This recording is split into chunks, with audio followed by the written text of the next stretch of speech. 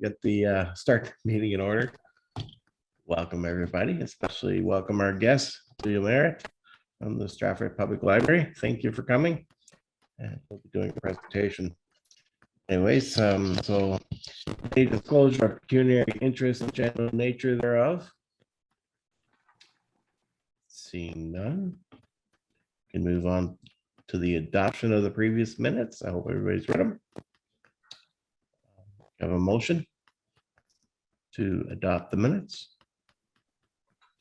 Peter, I was just wondering if in the one section in Diane's report, it did say 5%. I don't know. I'm not sure if that's what was stated. I thought it was supposed to be 10%. Yeah, I think you're right. Yes. Do you know what I'm talking about, Casey? Yep, I'll change that to 10. Okay, thanks.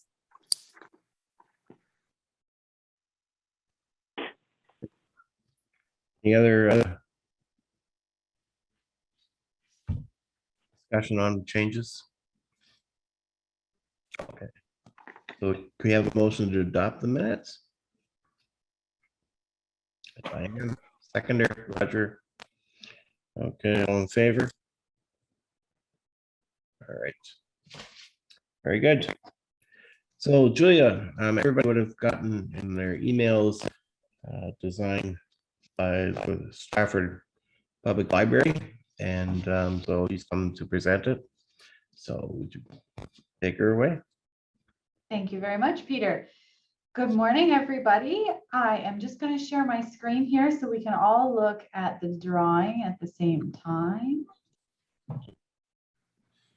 Can everyone see? Yep. Yes, perfect. Okay, so I'm just gonna leave it here at this size and we'll zoom in a minute because I know it is hard to see the differences in shading sometimes when it is not at 100% magnification. So this is the current design that the Garden Stratford Committee and the Stratford Public Library have put together for this space. Trying to focus on maximizing the space to be able to use it as a place for as many people to gather on that site as possible. It is underused right now. It has several benches. However, it doesn't have any seating area that would invite more than one or two people to sit together, and certainly doesn't make use of the space to showcase more gardens or having outdoor programs, for example. So this is the design that is proposed and we're planning on implementing as much as possible before the end of this year, if the construction stars align. So a quick overview, the path runs through the middle here. It is meandering. We have made it appropriately wide. The material is intended to be crushed limestone so that it will pack and be a smooth, hard surface for traveling across without entering into the use of concrete. The path itself will have the entryway and the exit sort of joining the sidewalk and the driveway using concrete aprons, and there will be also the yellow metal visible and tactile pads that are being installed in all of the other sidewalk crossways as well. So there are 3 seating areas. There are 2 smaller and 1 larger. As you can see, the 2 smaller do not have any markers in them representing seating. That is because the committee would like to put benches in them with backs. However, they have not decided on the exact specifications of those benches. So those will be decided on and installed at a later date. The large central meeting space, which the library can use for programs, has, I believe, 18 seats in it. They are intended to be armor stone, which is the flat rock seating about 2 feet high, 2 feet wide, 2 feet long. And in addition to that, as you can see, there is a lot of space for other additional or different seating to be located in front or around the armor stones, so that we can fit in a variety of different kinds of seating and needs, in addition to having as many people out there as we can. And then there are 1, 2, 3, 4, 5 garden beds here. Those will be maintained by Garden Stratford, which is Stratford and District Horticultural Society. They have been maintaining the library's garden since the 1960s. And doing a fantastic job of it, and they want to rejuvenate it and make it a space that is pollinator friendly, that focuses on textures and sounds for people to enjoy, and also have it be focusing on native plants to Canada, so that the garden is appropriate to the land that way. We are relocating the flagpole, which is here currently, but we will be taking it up and putting the flagpole up into the front. We think that will be a very nice opportunity to actually highlight that there's a building behind the trees. We are keeping most of the existing trees. There is a crabapple here that is being taken out, but it will be replaced by a birch. The crabapple has unfortunately experienced a series of unfortunate events and was not very well. So that has already been done and taken out. There is still a lovely cherry tree over here in the corner. And then the 3 linden trees that are on the side of the site there will form the backdrop for the main meeting area, giving it both shade and structure and some noise buffering between the road and the meeting space. So I think that's all that I have really to present in terms of a design overview.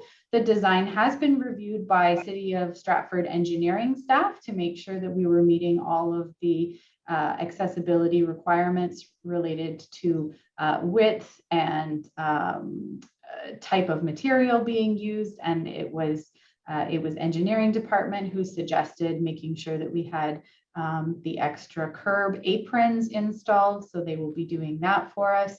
And I think that's it in terms of process, really. I'm happy to take questions from the committee and suggestions. Okay. I do have a question, but I'll open up to everybody else first. Bonnie? I have a couple questions. So where the circles are that you haven't got the seats yet, and then the large circle, you know, how you see that an outline there? Yes. Is that a smooth transition? Yes, it's all the same material. The line is really just intended to be there to delineate the size for the construction. It will not be a different kind of material. Okay. And then in the report, it says something about not being totally accessible or something? Yes, we simply recognize that it is not a barrier-free site. It does meet accessibility criteria, but we recognize that there is a distinction between accessible and barrier-free. So what are you saying that there is a barrier? Where's the barrier? Just in terms of, you know, there aren't railings, there isn't concrete, those kinds of things. Oh, okay, thank you. Roger. Thanks, Peter. Hi, Julia. Can you help me get my bearings with Yes. this photo and maybe street names and where the library is? Oh, certainly. Apologies. I did mean to do that. So I'm just going to zoom out here so you can see. So this to your right is the library. This is the library's front driveway. The cars have been unfortunately turned the wrong way because it is a one-way coming through off of Church Street, but the library is to the right. And then this street at the bottom is St. Andrew's Street, and the street at the top is Church Street. Does that help? Yeah, thank you. The orientation of the vehicles was throwing me off. Sorry, apologies. Thanks. Okay, I have a question about the seating. You said those are stones. How's the seating go? If you have this, do you have a space for people in wheelchairs to be able to sit beside someone in the seating area? Yes, so there are the sides, there are 3 spaces. So you can see here, there are multiple points along the circle where there is no stone. And these are in excess of the width that is needed for a pathway. There is also a great deal of space. It's a larger space than it appears. There's also a great deal of space in front. So there is no reason why we can't put someone who is using an assistive device in a space that is in front of the stones, and they will still have lots of room. So where would people sit, on the stones or? Yep, we anticipate that some people will sit on the stones, and probably we'll get children who sit on the ground, and the library will have cushions or other mats that we will put on the ground as well, because there will be a variety of uses. There could be a children's story time. There could be a group of people who come out on their lunch break from working downtown and just sit at various random points. There could be a book club group. There could be a formal presentation with, that's publicized to the entire community to come. Could be all kinds of things. So we wanted to give it as much flexibility as possible. So if I'm coming with a companion, I don't decide them like everybody else would. Is there access to do that without blocking the pathway? Sorry, So, I think your microphone cut out. I didn't quite hear your first statement. so if I am going with a companion, Yes. say, I'd say my son, but he's 26 years old for children's story, that doesn't work anymore. Somebody, and to watch one of these shows, I don't want to sit in front of them. I want to sit beside them. Is Okay. that possible without blocking a pathway? Because I don't want to sit in the pathway. I don't want to sit in front of them. I want to sit beside the person, just Okay. like regular seating would be. Right. Okay. I don't know that is incorporated into this design, but thank you for that feedback, and I will take that back to the committee. All right. Thank you. Bonnie. Now I have 2 more questions. So now that I realized where the library was, I was thinking it was out to the left there. Anyway, so this pathway is going to come out between 2 cars. So are you losing, you must be losing a parking spot there. And then are they going to change that you're able to go right across and get up on the sidewalk and then either go to the right or the left if you have to go into the accessibility area? Because otherwise you're just stuck in the middle of the road there. You know what I'm saying? No, I'm not quite sure I understand. Okay, so where your pointer is, right Here. there, yes. So you come out there and that's going to have a tactile plane. So Yes. when you go across the road there, is there a tactile entrance to get up on the sidewalk then? So that they can either go to the right or the left to get into the accessibility door if they want to go into the library? And are you losing a parking spot there? Yes. Okay. So parking spot, we are not actually losing a space. The driveway is very long, and the 4 spaces that are in there right now are very oversized. They're very large. So we are actually able to change the lines, the parking space lines, and retain the 4 spaces. Okay. And still allow for an entryway. There was significant discussion around where to put the entrance and the exit. The reality of the foot traffic is that people are going to come down the stairs from the front of the library or around from the side of the building, and they're going to try to go into the garden from that side of it. So as much as we would maybe want not to have a pathway in between cars, that is the reality of where the traffic is. And so we're trying to funnel it into a safer way than would otherwise happen. I think I can actually use an example. So many of you may be familiar that the parking used to be straight in a straight line on St. Andrew Street as well, and was recently changed to be angled parking. We knew that with more people parking there, that people would walk across from the angled parking and climb up over the boulevard up to the sidewalk. So they'd be climbing over the grass.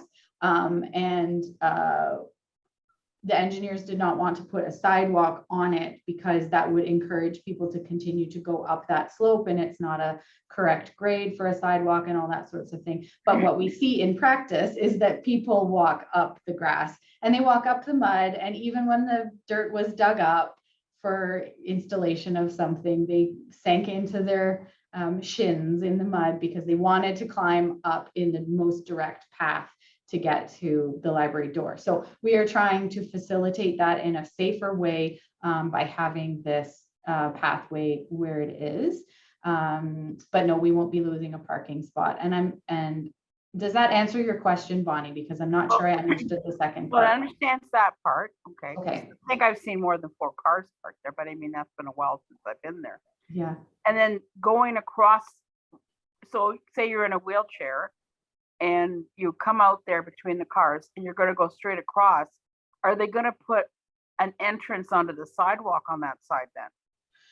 So no, because we cannot have it. The grade is such that we cannot have a ramped entrance to the front of the library, and we also cannot have it wrapping around. We have to have the stairs the way they are. And that was part of the discussion when we put in the new stairs several years ago. So this is part of the limitations of the current building and its accessibility challenges. People who are in an assistive device or a wheelchair are not able to access the front door. They have to go around to the side. Oh, I know And that. the only way to do that is through the driveway, which I don't like, but we have not been able to find another solution. Well, that's why I wondered if we couldn't put a ramp on that edge of the sidewalk there, and then they could be on the sidewalk at least to go down, either go down or go up. There's no way off of that sidewalk though without stairs. To Julia's defense, I was involved in discussions probably about 3 years ago. We were trying to do something about parking, and it moving was my suggestion. So unfortunately, I could not find a solution. I think the one spot, as long as it's maintained, but it's only one spot, right, Julia? One spot, one Or accessible spot. Yeah. Yes, and that's in the rear parking lot. Yeah. Yes. I would make it 2, but of course I understand your challenges. Just so that maybe able-bodied park on the road instead of forcing people with disabilities to go. You just can't park on the road and get to the library safely. Agreed. Yes. So it needs to be in a parking space. If you're ambulatory, you be safe to park on the road and you could walk to the library. So my suggestion would be 2, and I know probably doesn't require it in the legislation, but I still think it might be a good option because we can't use the road. That's just basically it. Yeah. And my other part was to Peter's question at that circle where there's 18 seats. So Yes. one side there's what, 1, 2, 3, 4, 5, 6, 7, 8, 9, 10. So there's 5 and 5. Is there a space in between those two where somebody in a wheelchair could sit? See at the bottom there? Yeah, right there. Right there. We could check that. Because that could be a possibly spot for 2 wheelchairs in there, maybe. Hmm. If, so that they're not out in the path. Why is that? Oh, sorry, Bonnie. No, what? Why is that gap there to begin with? Is that just? so I people think it can- was intended that, there could be, if there was a presenter there. Right. So But that could easily be changed and put some more stone dust there so that it could be an actual seating space. to Bonnie's suggestion, I just wanted to add that I don't want to be placed somewhere where people are going to present behind me when it's available. So let's say it is made available as a space, but because there's no wheelchairs yet, next thing you know, it's being used by a performer or whatever it may be, a reader. Then, of course, the space is gone for a wheelchair user, or you're in a spot where all of a sudden they think they're going to present there and then they present behind you. I've had this happen to me before. Okay. And just be careful of that. I don't know if you need all those seatings and you can't replace one with a accessible spot, would be my suggestion, rather than putting in a place that people might perform. Another option is Thank you. how wide, like from, yes, from there to the next one, and then on the other side, yeah, there, and then the other side. How wide is that section? Is it like just the 1.5, or is it large enough that somebody in a wheelchair could actually sit sort of in the path? Like, it looks like the one on that side is wider than the other one. Like I don't know, Bonnie, but I can find that out. okay, that's I think when I said before about the seating, I would take one out. I don't want to be in the pathway. Right. So it'd be more like there. Yeah. Yeah. Yeah. Okay. Thank you very much, Peter. You're welcome. All right. Any other? Oh, Roger. Yeah. Hi again, Julia. Is there a chance to discourage foot traffic walking in either direction in front of the library? Is there a chance to meander the path so there is also an entrance from the sidewalk of St. Andrews to sort of the center, sort of by the trees, I guess, and then that would give a fairly decent barrier-free path from the St. Andrews sidewalk, which is where the access is into the accessible entrance of the library. Is that where I've placed my cursor? Is that where you're talking about? Yeah, roughly there, a little bit further to the right, just Okay. depending on how close they want to get to the tree trunk. So are you saying through here? Yeah, essentially. Like if they took out two of those stones or they shifted them around somehow, they could meander a path in there, and then there would be three connected entrances. Since it is technically a triangle, there should be three access points. There could be, I should say. Mhm. But that would eliminate, that would provide a barrier-free path into this garden without requiring the users to travel on the driveway in either direction, either with traffic or against traffic. I see. Yes.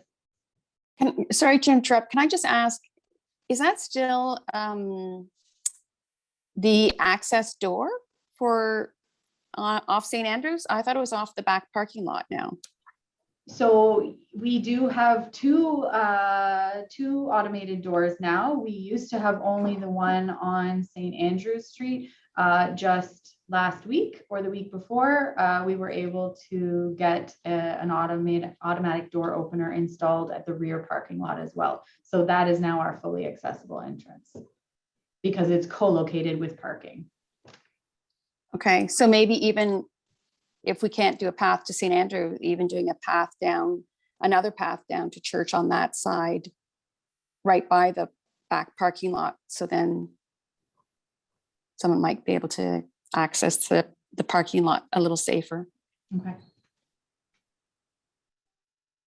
Yeah, the one to St. Andrews Street, isn't that slope really steep there though? As far as I remember, Julia?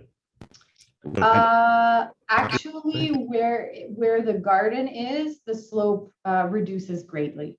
Okay. It's nearly flat. It's much easier grade. Good. And I also want to say that seating for wheelchairs should be under shade. Most of us have problems with heat. Okay. Thank you. All right. Anything else for Julia? Looks Do you like have a any- fun thing. Pardon me? I said it looks like a fun area. It's gonna be nice. Do you have any questions for us, Julia? Anything? No, I think that's everything. I'm happy to take those suggestions back to the committee, and I thank you very much for your time and consideration. Well, thank you for coming. Appreciate it. It's My pleasure. looks like a project for you. Yes, we're looking forward to maximizing the use of our tiny little space. It'll be good. All right. Thank you very Okay. much. Thank you. Take care. You too. Bye. Bye-bye. Okay. Okay, onward to infrastructure and development service update. Dan. Yes. Hello. Hey. Okay, so what I'll do is I'll start with the notes from last meeting. The first point, reviewing the curb replacement on Lakeside, and you had submitted that design for everyone's review, and so that is scheduled to be done this October. So hopefully it will be done in the coming days. Wow, that's great. Great. Yeah. The second point, Redford Crescent, there is no change. They're still ongoing, doing the restorations and fixing of that project. Okay. Jump down to Queen Street project, and that has started.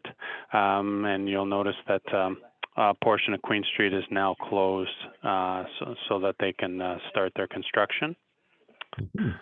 And the next note is about the TJ Dolan. Actually, those two points will be combined because now we are doing the entire stretch.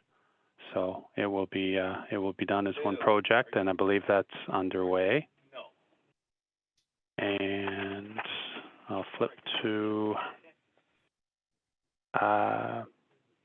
yes. Oh, and about the note about Mackenzie Street or the Downey Street railway crossings, I did find out that it is the city's responsibility to correct that railway crossing, and that is on the list of public works repair to happen, and hopefully that happens sooner than later. Thank you very much, Oh. Dan. Oh, you're quite welcome. You're quite welcome.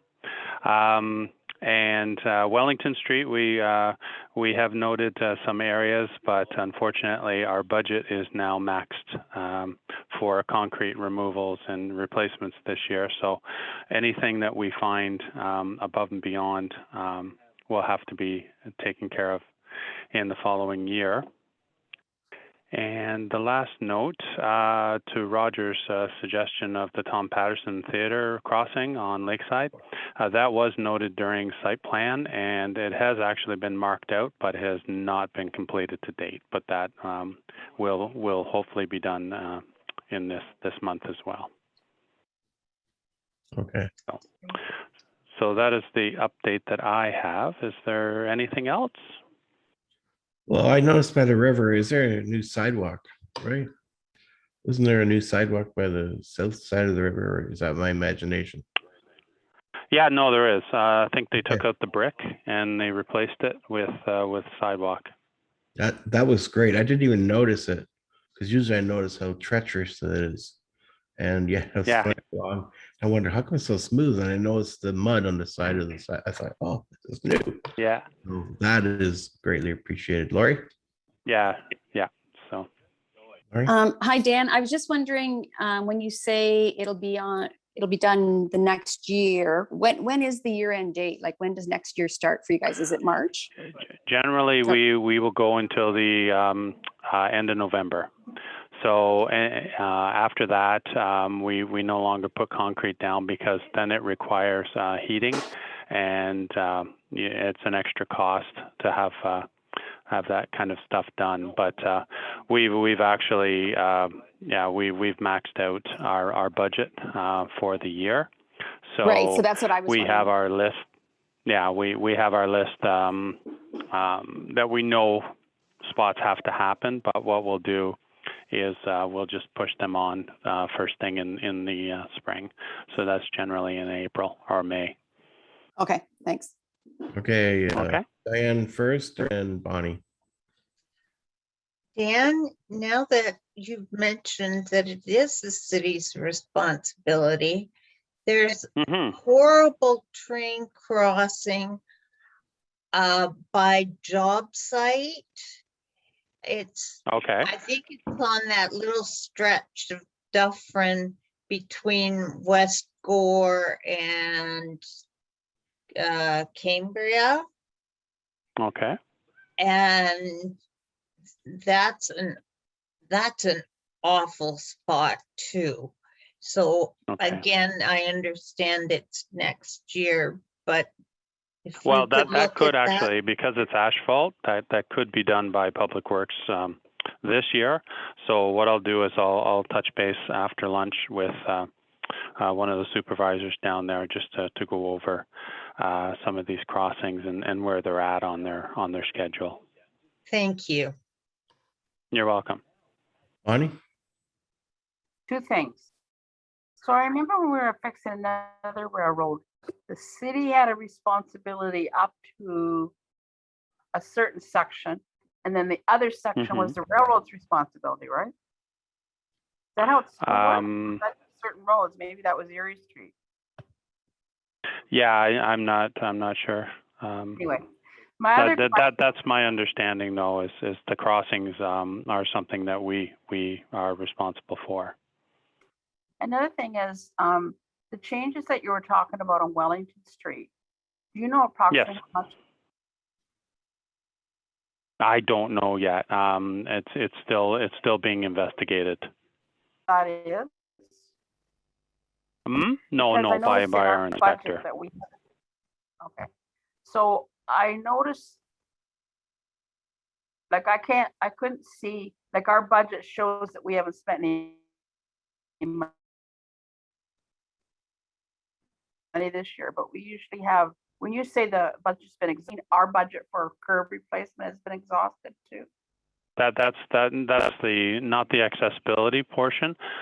We still have some there, but in the actual main asphalt and concrete budget that we note all sidewalk that has basically been exhausted. Well, I'm just wondering, could we use ours? Oh, well, you know, that is something that we can definitely look into. And I have talked to the inspector on that as well. See, So there's you know, if there's a way that can be extended through, that's fine. Nathan had also, we discussed, now I can't remember what it was, if it was Mark Street or not, or there was something he said that was difficult for the city to pay for, and he's going to talk to you about it, Dan. And Okay. it was, and he asked if it could be used part of our curb cut budget, and it sounded like a thing that I can't remember which exactly. I think that was going to be the Lakeside Drive Yeah. for the modifications there and the sidewalk going along there. We were going to use the accessibility budget for it. And my understanding, it's in around the $5,000-6,000 range. So that probably has to be approved by our committee, so, right? But I believe, yeah, that'd be the drawing that you were sharing with the committee. So, yeah. Okay, so Bonnie? I just want to say this while Dan's still on the phone. Yeah.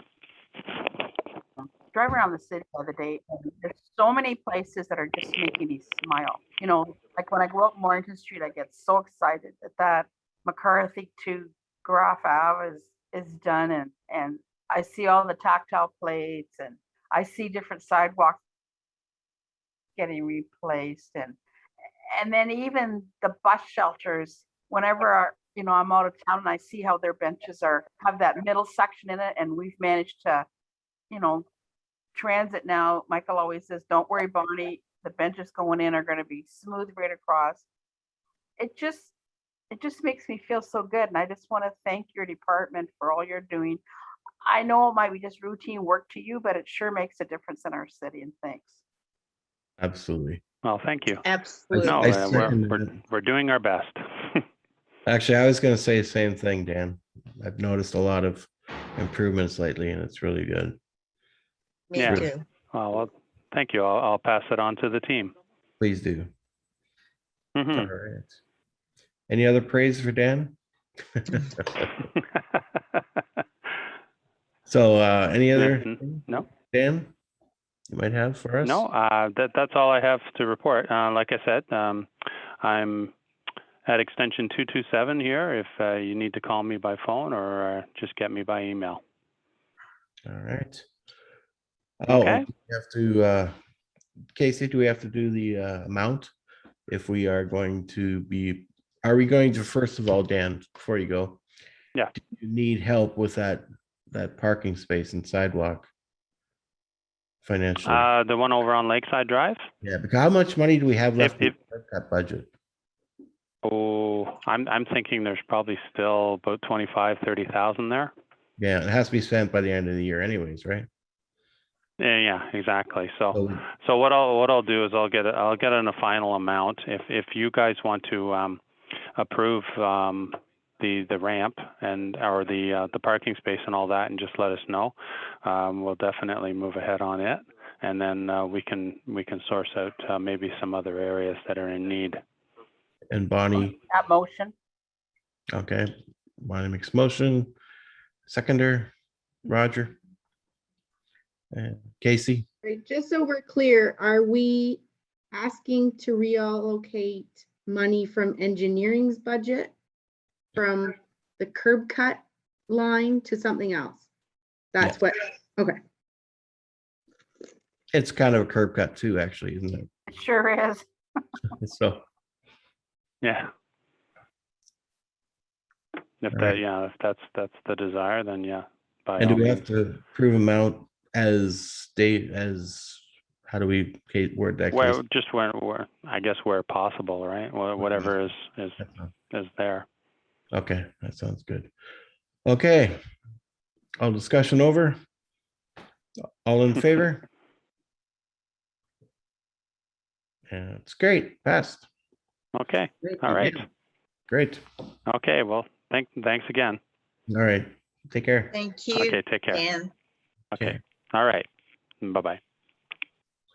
All right. Continuing on. We have nothing under transit or parking. Site plan review subcommittee report. Actually, Roger and I did mainly that parking spot because I think the way we've done it in the past, we've always had somebody coordinate it from the city or the Perth County, and they've coordinated the meetings that we have, the subcommittee meetings. Now the drawings are coming to me, and I know Judy's kind of burnt out with this subcommittee because it keeps her really busy. So, and Bonnie's usually busy. Roger and I kind of just took care of it. And I hope that's okay because you all got the drawing sent in your email, right? It might have been late. I thought I'd send it earlier and I didn't, but the drawings for the Lakeside Drive North parking spot, it's all laid out in that drawing. If we could maybe just carry on that way and pull in people that we need opinions, like for instance, Bonnie, on certain things, but to coordinate meetings. You're cutting out. Can't hear you. Sorry, my internet stinks. Okay, so to coordinate meetings, get everybody to be at the same time has been really difficult.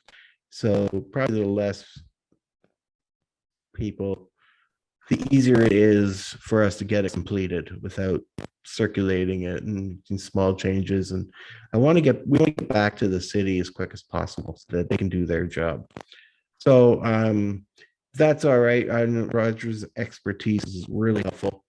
Glad he's on board, and maybe if we can do that for a while and see how that works, if everybody's okay with that. Well, Peter, I don't see why you just can't send it out and whoever can attend the meeting can attend it. Because it's just really Yeah, myself, Roger, and you. And so you send it out. If people can attend, they can attend. If they can't, they can't. yeah, but the way, Roger? Yeah, I would echo something like what Bonnie's saying. Just if you're able to send out what you receive to the subcommittee and then give everybody on the subcommittee an opportunity for feedback, Mhm. and then you can compile that feedback and continue the discussion and then provide that to the city. And that's what I did last time, and that worked well. However, at the same time, afterwards, we have to make changes because I get comments from people as it comes in, just when we're ready to send it. Next thing you know, oh, we have to make changes again. And then with Roger's skills, he can do a drawing of it. And we can send it to Nathan and he's clear on what's going on. So that sounds great. However, I don't mind sending it to everybody, having comments and having a deadline. But then after the deadline, we have trouble with, oh, I noticed this, right? And I have to change.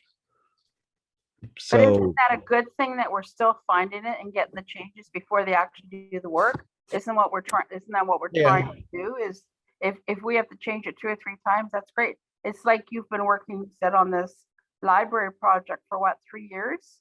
And yet we were all talking about a lot of things today, and whether she's going to bring it back again, and then we're going to talk again.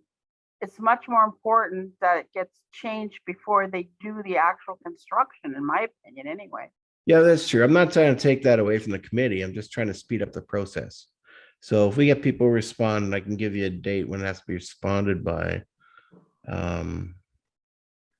I know we need, it just seems that often it's after the date, and then by the time not with you, Bonnie, you usually respond pretty quick, but I know Judy's tired of getting it. So I'll just leave it open then, the way we have it going, and keep the date, and that's the way we'll do it. That's fine with me. I have no problem with that. I just wasn't sure how many people actually wanted to be involved. I need the answers quick, because I want to not look like we're delaying projects. Roger. I will mention that the lakeside parking spots, if we're using that project as an example, this is something that our committee brought up in 2018 and made a motion on. So I don't think that we should have concern about delaying them when we're actually working with them to come up with the best solution. Yeah, And well, I understand budgets and everything like that, Peter, but it all just rolls into the next year. And as long as the project keeps in conversation, then the work will get done eventually. So if it's going to take an extra day or two to get feedback from everybody on the committee that wants to provide it, and then we can provide like a unified feedback, then that would probably be the best process, I feel. okay, sounds great. Are we okay with that? Good. I don't mind. It's less work for me, but I just want to make sure everybody wants to do it. All right. So I don't think we have any other subcommittee. Used to have somebody that represents that, but we don't anymore. So I think that was it. Okay. Bonnie, do you have anything specific to report? From council. Well, Yeah. the other thing is, the other night, I'm not sure if anybody's been able to go on and watch it, but we had our public meeting for the Queensland development, and it's going to be 7 stories. So I asked the developer, the presenter, if there was going to be any accessible units. And what I meant by that is actually the roll-in feature, how you can get under the sink, get to your stove and all that. And he said they were looking at 3 units like that, possibly 3 units. So that was kind of an interesting twist. And where was that again? At the corner of Queensland and Lauren Ave, they want to build a 7-story. I think it's 162 units. I mean, everybody's opposing the 7 high, right? Because I think we only have one other one that's 7 high, and that's on Colbert Street. We have a bunch that are 6, 5, and 4. Actually, because of the one that was on Ontario Street, I did a bunch of Googling and research, and I compiled a list of 39 apartments that are taller than 3 in the city that I could find. I mean, there's maybe some more, but, and then I got the city to include that in part of their report when they came back, so people understand that there already are apartment buildings that are 4 high. I think there was like 27 that were 4 high, and I forget how many were 5 high, and then I think there was just 1 7 and a couple that are 6 high. So, but I mean, I never realized. I knew we had some 4 high, but I didn't realize we had some that already 5, 6, and 7 high. And I know understand people's concerns about it, but anyway. So I did ask him when he was doing his presentation. If I always asked him about accessibility, but because there's so many, I thought, gee, I wonder if this is an opportunity to get a developer to actually build units that are totally accessible inside. So I asked him, and that's what he came back with. So, and he's got quite a few handicap parking out the front there. And who's the developer of this? Not sure. I have to go back. Is and it, look. so it's private development. I Oh yeah, like somebody I bought it. I know we're not supposed to, this is not part of our mandate, but the inside of accessible apartments, condos, whatever, it's a difficult one because they say it's accessible, but there's no real standard. There are standards in general public areas, but as far as living quarters, we don't have that mandated in our province. And what I think with private developers is they don't really know what accessible is. And it's not a put down of people, it's just a lack of knowledge, and hasn't always turned out very well. So it's kind of, I don't know what I'm saying other than, You know, in our design manual, do we not have those dimensions in there? those dimensions are in there and they're good, but they're not really for a design of a home. They're designed for public spaces. And you can use them. You can use them, but as we found out with the Britannia, it's not always that easy to design a layout of a home. And as speaking from experience, I've done it myself in my own home, that in theory, it always sounds really good. But when you actually do the drawing and the person looks at it who requires a wheelchair, might have some problems with it. I don't know what I'm saying other than I hope they seek, and you can recommend maybe that they seek out some other than architects, because to be honest, architects are the ones who go by the book, they look at the book and they write the dimensions down. It doesn't work that way. And because I've worked with a lot of architects over the years. So other than saying a recommendation to that person, if you know that person, have conversation with that person to say, can you seek out some who have done, and there's a lot of Toronto architects that have specialized in this area. If they could seek that out for advice. I know they don't like doing that, but it should be a requirement. Diane. Bonnie, do we have any idea of what's happening at 16 Blake? No, just after the public meeting, it just goes to site plan and that. We never hear anything again after that. Okay, Just he said it at the meeting that he was going to try to make them accessible. So, and like what I talk about when I say accessible now is I say specifically roll in under the sink, being able to get up to the oven and stuff like that, because I know that, or stove, however you want to say, I know that a lot of people don't understand that, you know, and I've heard us mention it many times in these meetings that they're not, the doorway may be wide enough, the bathroom shower area may be good enough, but you still can't really access your kitchen properly. So that's why I said to him about the roll-up part, so that he would understand, you know. And he seemed to, like he said they already had discussed 3 of them. So maybe, like he builds a lot in, I think he said Toronto, Cambridge, that area. So maybe they actually have done it before. I don't know. I never thought to ask them that. Yeah, Diane. so the developer of 16 Blake is, so the owner of the property has sold it to this outside developer? No, usually you hire somebody. Like if you're Oh, developing a okay, property, you hire, okay. well, and I don't know the order, but whether you hire a planner or developer type thing, and then they might hire a manager who would overlook the construction, or sometimes a small project like that, it would just be one person that does everything. They do the engineering, they do the, it all depends on who they hire. And I can't remember who they had, but some developments, like the Britannia Street one, is an example where we had architects submit things, and we picked an architect, and then we worked with them. We had a subcommittee meeting, and that was a long time ago, and Julie was still here for phase one, and we sort of did phase one and phase two at the same time, basically. And then we talked about actually hiring a manager that oversees it all. So in a small project like that, I would assume they just hire one person that would develop the plans, take it into staff, and come to council and get, I don't know how they work it, but like, because once they have got their zoning approval from council, we don't hear from them again.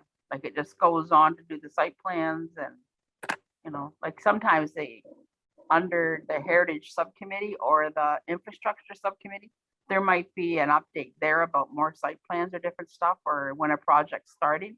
But usually private things, we don't hear about again. Okay. Any other questions? Okay.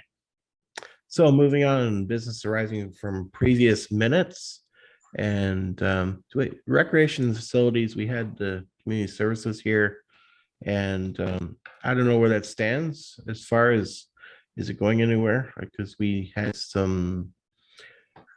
a couple audits still to do, and we never did it. Bonnie, you know anything about that?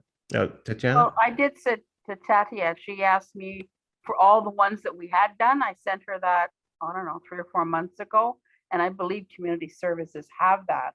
And the other ones, we'll have to do them next year. We can't really go Okay. out this year yet, right? Yeah, So it's pretty messy. I don't feel safe about it. I don't know about you, but I I'm with you. haven't been doing any meetings yet. I have gone out to restaurants and ate in because I feel totally safe there because you're spaced and everything. And I know that I've gone into a couple events where I've had to show my vaccination card. So I feel safe there because I feel like everybody's vaccinated. But other than that, I haven't been going to anything yet. Okay. Tatiana, do you want to say something?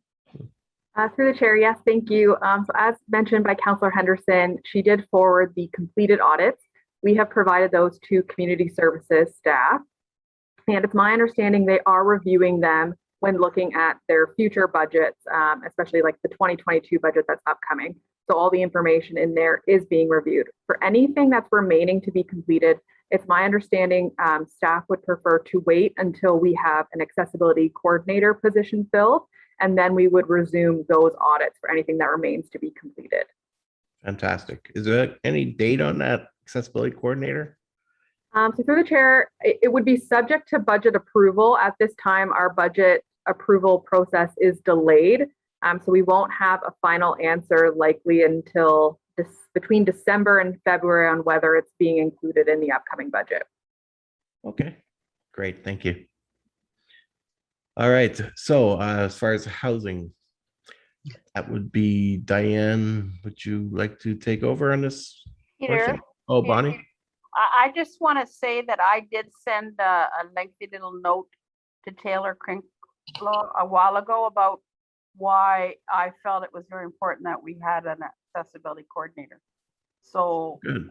like, and during the budget process, I'm sure if we wanted to let them know how important we feel it is, because I myself feel like we're really lucky not having. Oh, yeah. I mean, I gotta admit, I'm a little burnt out trying to coordinate a lot of stuff here. So, Yeah, Diane? Bonnie, who do we send a note to? I would just wait till it's coming through on the budget, and then you can go on the budget webpage. I believe that they've got the link there where you can send in comments about, Okay, and usually they have 2 public meetings too, and I'm not sure if we have them scheduled yet or not. I can't remember. we started later because the treasurer passed away. So out of respect for that department and city staff and everybody that worked with her, she was a lovely person. And so everything's late, and that's okay. We can handle that. But I mean, I think it's really important that our committee lets them know that Right. we would really appreciate it. So you can go on the budget webpage and send in your comments. And Okay, Lori, for a second, I'll let Tatiana answer first, though it's probably related to what Bonnie's talking about, right? Through the chair, yes, I'll be extremely brief. I believe at the last meeting we did pass a motion supporting an accessibility coordinator, so that will be forwarded to staff for inclusion in the budget process.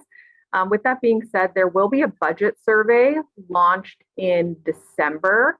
So that could be another opportunity for the members here to provide comments. Alternatively, additional comments can be sent via email and whatnot. But that motion that was made will be forwarded to staff, and that will be included with the presentation to council. Okay, thank you. Lori.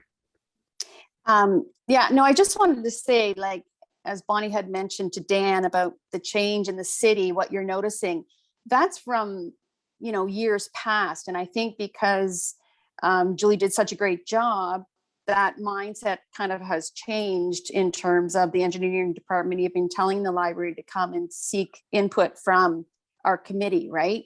So to have somebody who's always kind of that voice, not just our committee, but somebody working for the city being that voice, I think is really important. So I think that's part of the comment to the budget committee.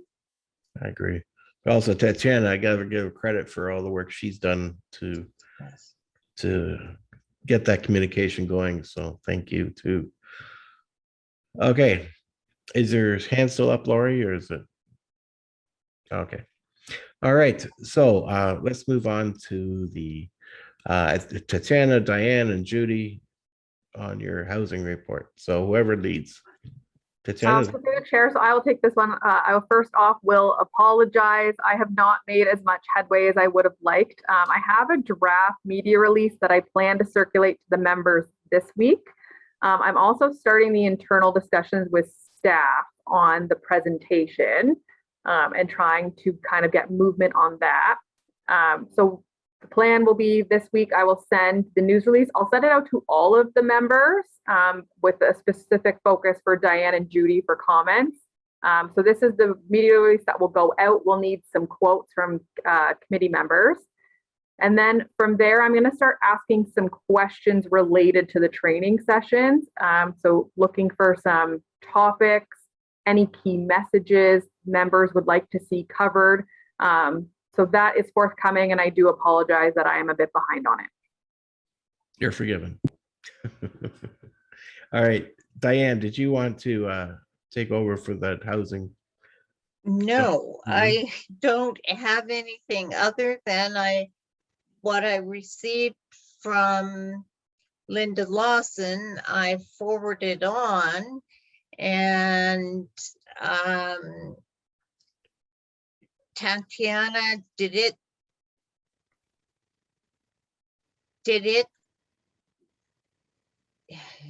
move anywhere? So through the chair, it has not been presented to our infrastructure, transportation, and safety subcommittee yet. As staff, we've been noticing a significant increase in motions being made to council. So we are trying to come up with a better process to get them before. My hope is to bring it before the October ITS subcommittee meeting, which if you just give me 1 second, I can confirm the date.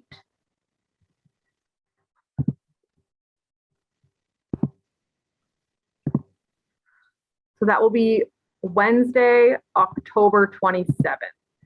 So the process would be, the motion would be listed, subcommittee would be required to give direction to staff, and then that would go through the committee and council process.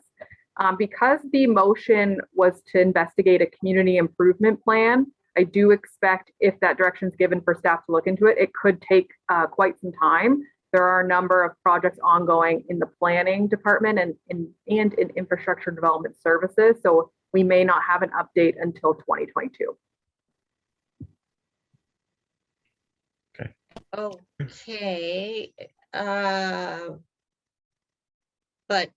may I ask, Bonnie, have you had any discussions with fellow counselors regarding the idea? No.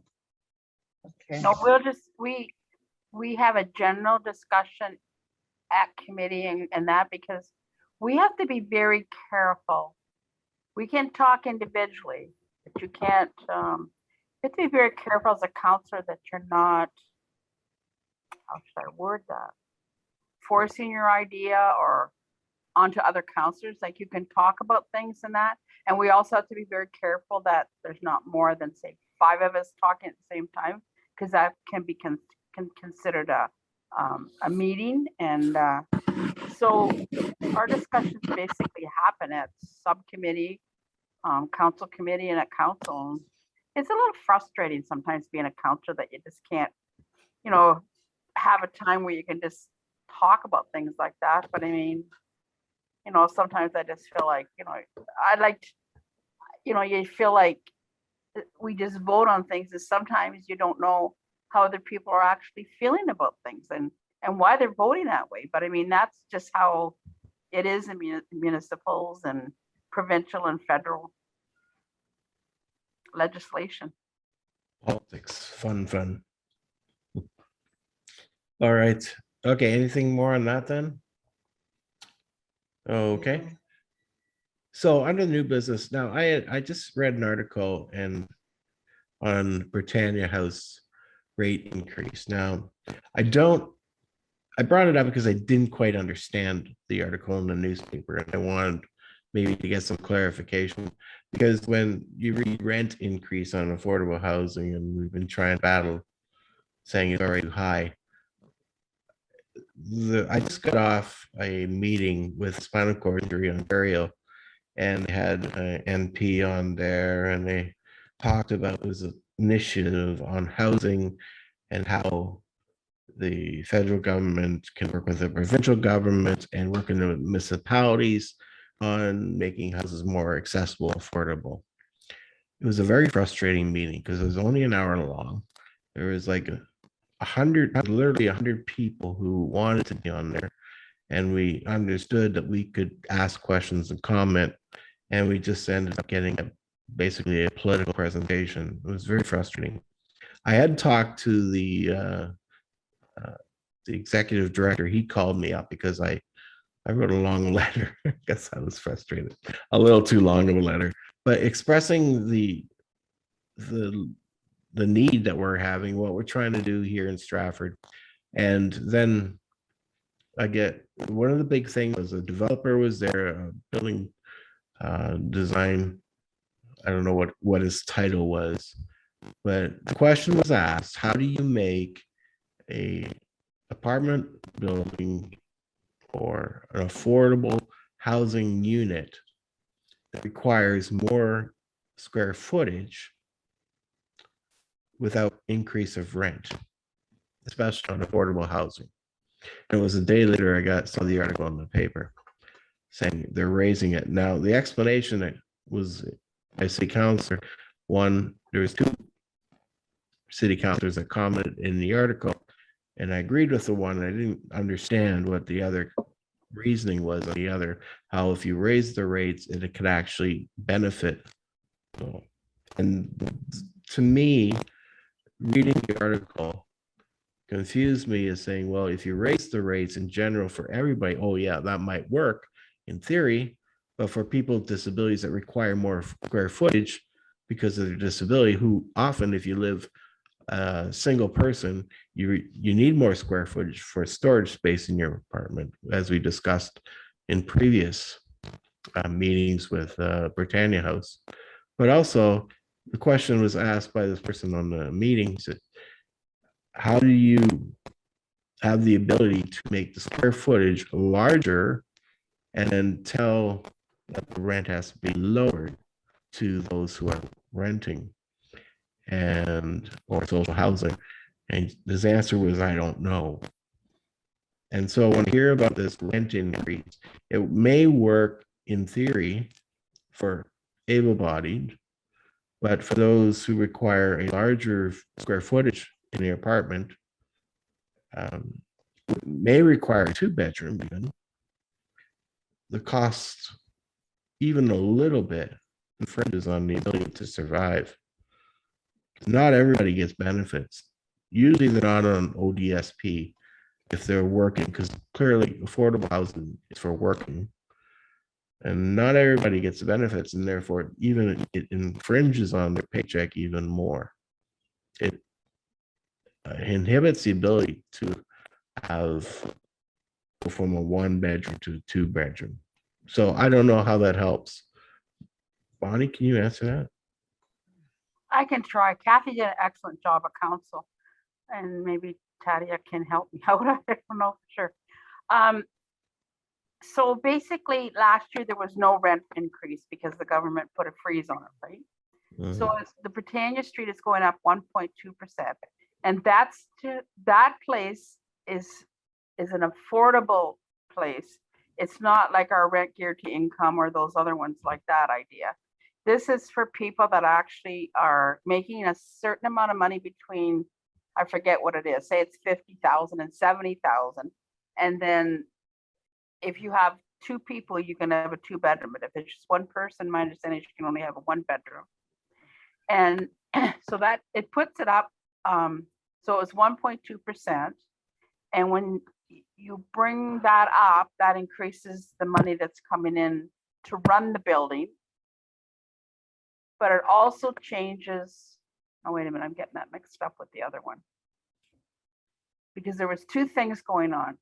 First, there was increasing the rent at Britannia Street, and the government sets our market rent, like the CMHA.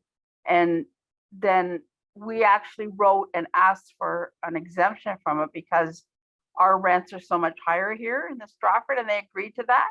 So that actually helps the people, and I don't know how to explain that properly. Well, it wasn't explained very well on the paper either. No, it wasn't. It raised questions for sure. So my real The issue, best way is to go back and actually watch the council meeting, yeah, that section. But the real issue is a 1-bedroom. If you're single and you're in a wheelchair, it's not big enough, as we experienced on looking at the affordable housing for Britannia.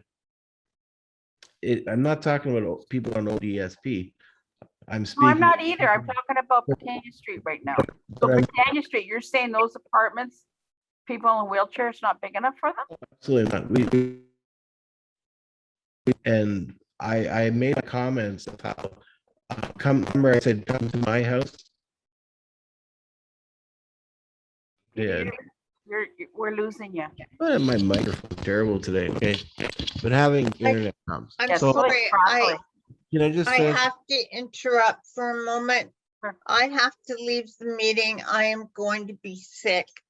So Okay. I'm sorry. I have to leave.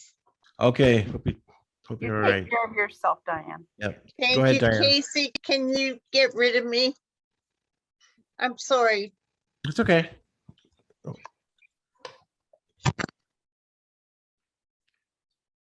So, to carry on, if I have a job and I'm working, let's say I may or may not have benefits, because many don't have benefits because they don't have enough income.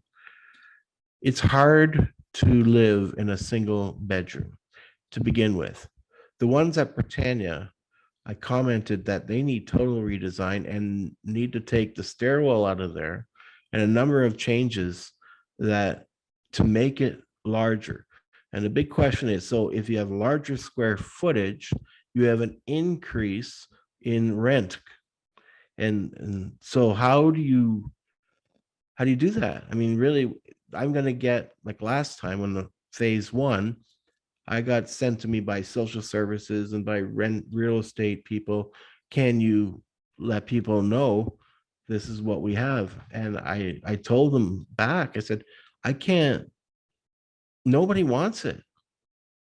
And then they say in a presentation that, well, there are enough people with disabilities that need places to live. I said, Here. no, it's not Hey, true. the one and two bedroom are set price, doesn't matter what size they are.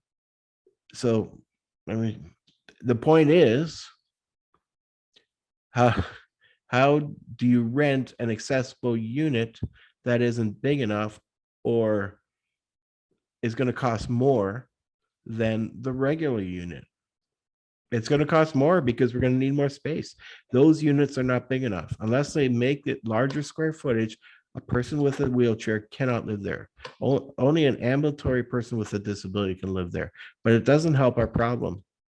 And it just adds to our problem. Those units in that accessible unit that was sent to me from phase one, I don't know how long it was empty, but it seemed like over a year or two. Yet, and now they're raising the rates. The units aren't big enough for someone again to live in a wheelchair. And I mentioned it in phase one. Now we're in phase two and they're doing the same thing, plus raising the rates. That's why I was wondering what is going on here. How are you going to, and I don't know how it works with CMHC. I know a little bit. I know the restrictions, but they're building so many more barriers to actually living here than you might be able to reason that with a person that's able-bodied, but you won't reason that with a person who's in a wheelchair because it won't work. The space is needed and the rent has to be lowered, and our costs, and Roger, you probably can testify, you probably get benefits, but some of us like myself don't get benefits, but I'm not an ODSP, so I fall between the cracks in that area. So I know, but when I tried to move here with high equity, I had to build my house because I couldn't get anything reasonable at all. And here we're running the same problem. I just don't want phase one to be repeated in phase two with higher rent. Makes So, sense? so every year, the rent is increased in the units that say we own to cover the costs of running the building. And so 1.2 is,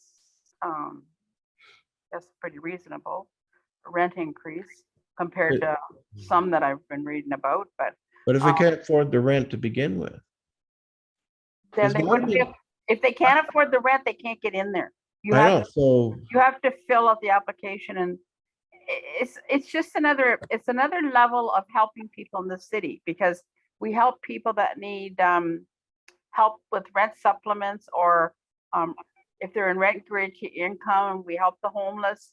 And then we also now have added that we're actually helping people that are in a higher bracket but still need help, because you should only be paying 30% of your income on rent.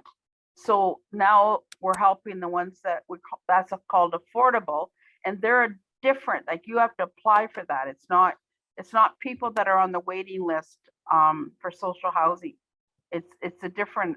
I think it's the first time we've done that. It was a new thing that came up from the government, because trying to help people that are in that bracket but yet still need help, because maybe it's like you're saying, they don't have benefits and stuff like that, so they have more expenses. yeah, but I wouldn't be able to afford to live there, and I have high equity. I have assets. I have a larger paycheck than a lot of people with disabilities. Yet I couldn't afford to live there. So I just didn't understand the reasoning. And so I will drop it there. But I think this is something that Stratford is still lacking in affordable housing. And we can redefine it as $50,000 to $70,000. But for many people, that is for the rich. If you're single unit, I don't know many people. I don't know. I don't ask people's income.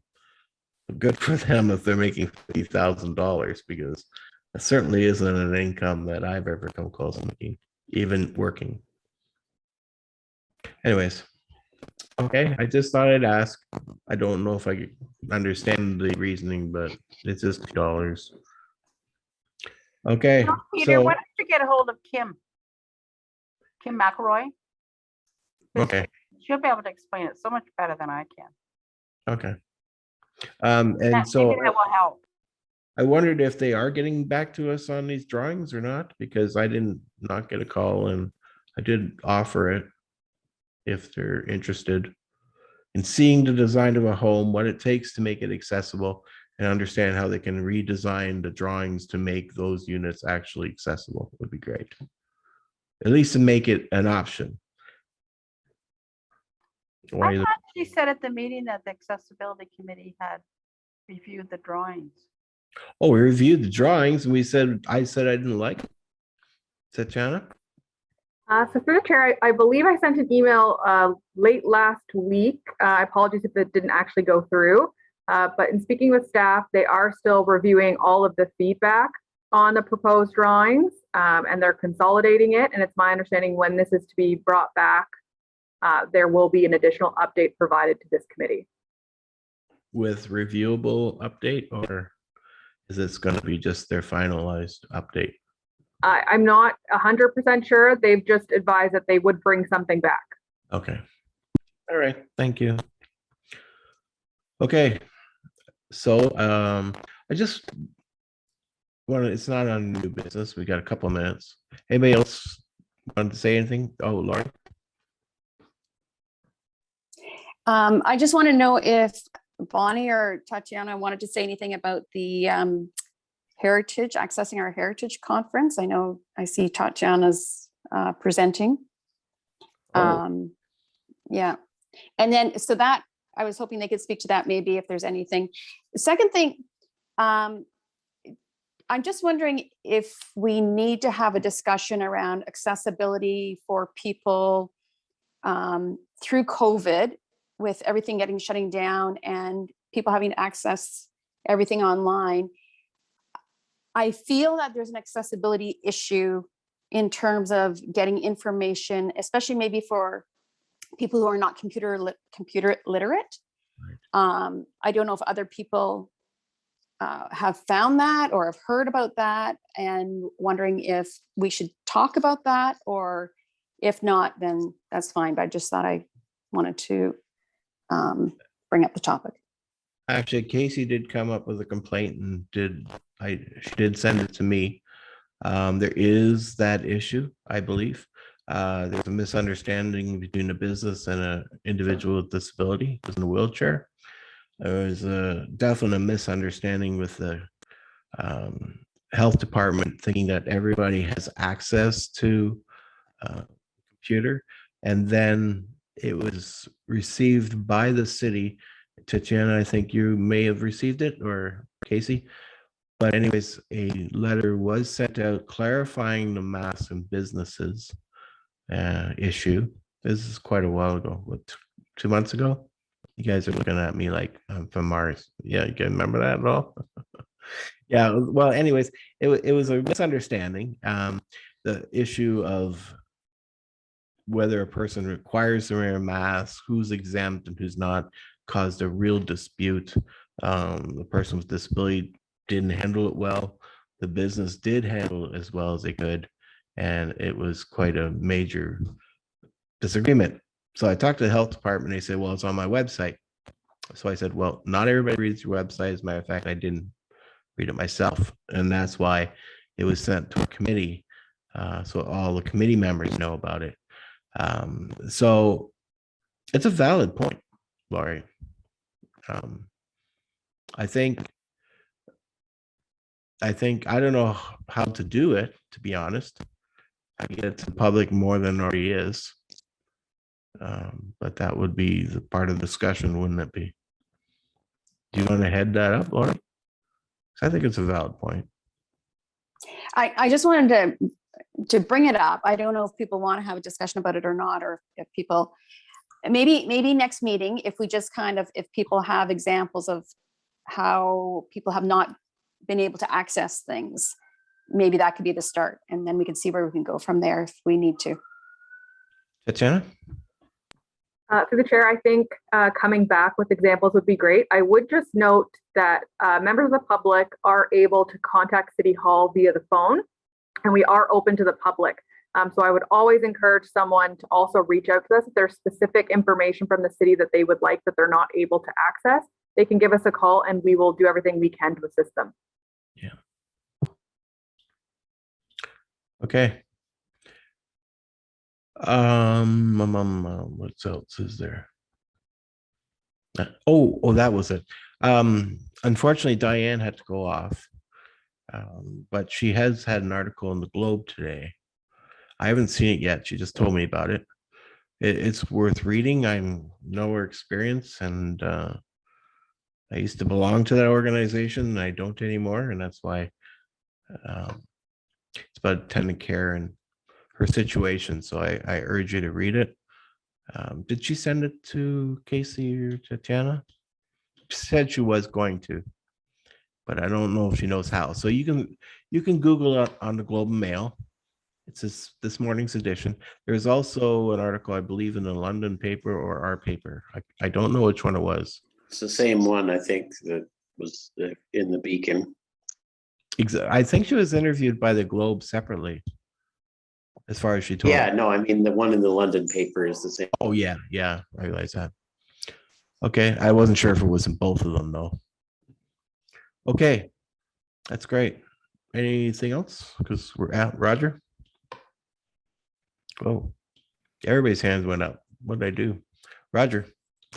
If we're still in the new business Yeah. section of the agenda, the something I wanted to bring up, and I thought it'd be worth people checking out if they hadn't heard about it, but it was the We the 15 campaign. If you guys saw during the Paralympics, it's like a global campaign, and let me just speak the highlights. It's aimed to, it's like a unity of a whole bunch of organizations everywhere, all over the world, looking to change attitudes, create more opportunities, and improve accessibility for people living with disabilities. And We the 15, so 15% of the world's population have some form of disability. Is to identify that like that is a large number of people that fall under that umbrella. So check out We the 15. It's a hashtag, it's a website, and there's a pretty cool video that is on YouTube, etc., that they played during the Paralympics. It's good for put a smile on your face. And I would be interested somehow in the future to see how our committee could help support the movement. Okay. Can you share that, Casey, with us? Because We the 15, how do you even write that? Is it like WE? Yeah, I just looked it up. It's just WE the 15 and it comes right up and it's got the video. Oh, there. okay. Yeah, 15 the numbers. We the 15. All right, great. That's good. That's good information. That could be a great promotional for businesses, architects, or whatever, to understand there's a huge amount of people out there that they're missing out on. Okay. Hey, can we skip the one section about reminder of terms ending? Jeff, Oh, yeah. yours. I was just going to bring up, just to remind Peter and Jeff about October 22nd is the deadline to reapply. Okay. Already done. I think it was for somebody particular. Tatiana? And through the chair, my apologies. Just to go back to Lori's request. So there is an upcoming conference about heritage and accessibility. It's on October 20th. I'll send some information via email. Myself and Stephanie Potter, who is the city's policy and research associate, we're going to be part of a panel talking about how we get to yes, specifically about how we apply accessibility review to heritage projects. So I want to thank the chair for recommending me to speak to the Accessibility Directorate. It was very much appreciated. And high level, what we're going to be talking about is our facility accessibility design manual, how we've adopted it, and how we're going to be starting some promotions with private businesses, talking about the challenges, because as you're aware, when we look at heritage projects, we don't always take a look at it from an accessibility standpoint. So wanting to highlight the need, especially from a municipal standpoint, about applying, an accessible lens, a climate lens to everything that we do. And instead of just sort of looking at specific projects and kind of saying, okay, accessibility advisory committee, you're going to review this, the site plans, and that's it, and maybe not a heritage impact assessment. So We're going to be having that. We're just a one little segment, but I'll send an email out to the group here for your information. Yes, that was a big one. I'm so glad she followed through because I didn't even realize she followed through. So I'm glad that happened. That is really going to be worthwhile. So I'm glad you got it, Tatiana. Bonnie. Yes, I'm glad too, because when they did the jail remodeling, that still burns my butt. And I'm sorry, I shouldn't say it like that, but it just drives me crazy that they didn't make it accessible when they put all those new stairs in and did stuff. And I remember as a counselor, I was at a meeting and I think it was in Toronto, and the heritage person was actually there. So I stood up and asked that very question. And he said at no time when you're doing heritage changes to a building or whatever, can you exclude accessibility? And that probably should never have happened. Because I know when I got a hold of staff about it, they had explained that that was federal, right? So you get into that federal provincial thing again, and that heritage buildings, their understanding was they were exempt. So I'm glad to hear that we're going to be looking at that. Right. And I have worked with Heritage in the Niagara region, and I actually was able to volunteer at the Stratford jail and was asked to volunteer there on a regular basis. And because it wasn't accessible, I couldn't volunteer there. I volunteered in Godrich instead. So I agree. So go, Tatiana, looking forward to, what's the date again? That again? Through the chair, October 20th. 20th. All right. Oh, time? I will have to confirm the time. I believe they have quite a few sessions and they were narrowing it down, but I'll put all of that in an email. Okay, great. Terrific. Excited about that. All right. Anything else? Bonnie? Should we be talking at this meeting about our December 3rd award? Do we start this early or is it next month? Because Sarah used to do that, right? I guess we should be thinking of it and coming to November meeting with the award. People that we have to look over. Yeah, But, I mean, all the stuff is there. We should be able to just just get it coordinated and sent to the paper. And, I think we do that middle of November, Yeah. I think. Jessica always took care of that. And she's no longer here. So Jessica, right? does Sorry. anybody want to take that on? Casey? So Jessica passed off all the information to Diane and Judy. So they took over everything and took care of it last year. Okay. All right. Judy can make it. Is she okay? I know she hasn't been feeling well, so think of Judy too. Yeah. Okay. But anything else under new business? Are we all through on time? Can believe it. It's 2 minutes to 1. All right. Motion to adjourn. That's Lori. Seconder. Roger, all in favor?